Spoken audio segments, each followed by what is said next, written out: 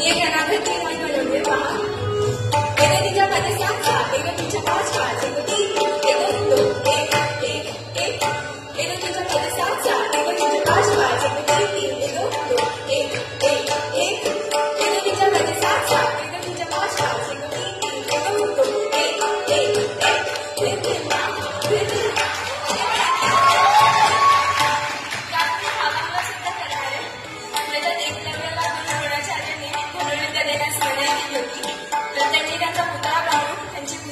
विद्या शिकली.